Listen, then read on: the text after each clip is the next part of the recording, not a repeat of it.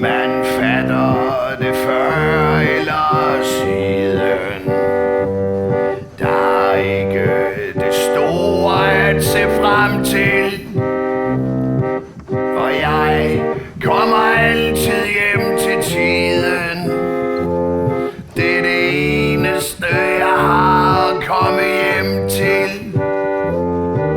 Der er pludselig så meget jeg ikke skal nå, så jeg sætter mig, mens tiden foretrækker at